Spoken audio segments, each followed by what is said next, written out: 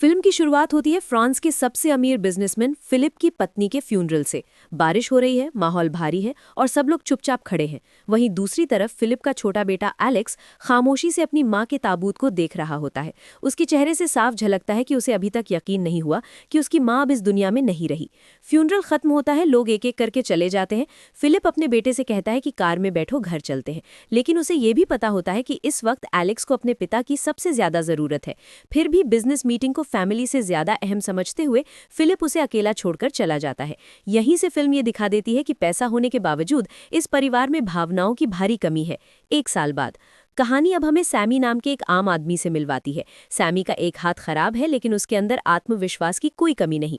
वो सड़क पर अजीब अजीब चीजें बेचकर अपना गुजारा करता है। उसकी खासियत यह है कि वो बेकार चीज को भी महंगा इंपोर्टेड प्रोडक्ट बताकर बेच देता है।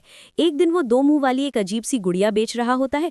तभी पुलिस आ जाती है और उसका पूरा सामान जब्त कर लेती है। वजह यह होती है कि सारा माल गैर कानूनी तरीके से मंगाया गया था। सैमी पूरी तरह टूट जाता है क्योंकि उसने ये सामान 3000 यूरो उधार लेकर खरीदा था। उसकी पत्नी प्रेग्नेंट है, घर जर्जर हालत में है और पैसों की हालत बेहद खराब। मजबूरी में सैमी नौकरी ढूंढता है। खराब हाथ की वजह से कोई भी उसे काम देने को तैयार नहीं होता। आखिरकार उसे एक बड़े मॉल में नाइट सिक्योरिटी गार्ड की नौकरी मिल जाती है।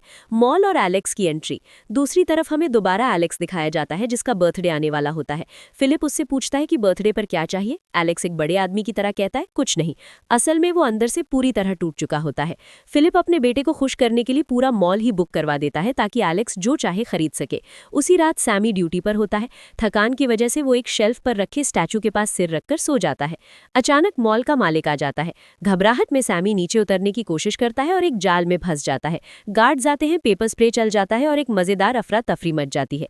ये सब देखकर एलेक्स को सैमी बहुत पसंद आ जाता है। वो अपने मैनेजर से कहता है, मुझे खिलौने नहीं चाहिए, मुझे यही आदमी चाहिए। सब हैरान रह जाते हैं। मॉल का मालिक समझाता है कि इंसान खरीदे नहीं जाते, लेकिन एलेक्स की जिद के आगे सब झुक जाते हैं। सौदा और बेइज्जती। सैमी को साइड में ले जाकर ऑफर दिया जाता है, अगर वो एक दिन एलेक्स के साथ खेलेगा तो उसे 1000 यूरो मिलेंगे। गरीबी के कारण सैमी मान जाता है, लेकिन जब उसे एक बॉक्स में बंद करके एलेक्स के घर ले जाने की बात होती है तो वो मना कर देता है। वो कहता है, मैं इंसान हूँ, कोई खिलौना नहीं। लेकिन जब उसे बताया जाता है कि एलेक्स कौन है और मना करने का अंजाम क्या हो सकता है, तो वो 3000 यूरो के बदले मजबूरी में तैयार हो जाता है। एलेक्स के घर पहुंचकर सैमी हैरान रह जाता है। आलीशान कमरा, एडवांस टेक्नोलॉजी और खुद का प्राइवेट आर्केड। लेकिन इन सब के बीच एलेक्स बहुत शांत और अकेला होता है। धीरे धीरे सैमी उसके साथ खेलता है, उसे हंसाने की कोशिश करता है और पहली बार एलेक्स खुलकर मुस्कुराता है। जब फिलिप ये देखता है तो उसे अच्छा भी लगता है और जलन भी। खतरनाक खेल। एक दिन एलेक्स नया खेल सुझाता है। सैमी खरगोश बनेगा और शिकारी कुत्ते उसके पीछे दौड़ेंगे। सैमी की जान खतरे में पड़ जाती है। किसी तरह बचकर वो ये नौकरी छोड़ने का फैसला कर लेता है, लेकिन घर जाकर उसे एहसास होता है कि पैसों के बिना उसका परिवार नहीं चल सकता। अपने बच्चे के लिए वो फिर लौट आता है। रिश्तों की शुरुआत।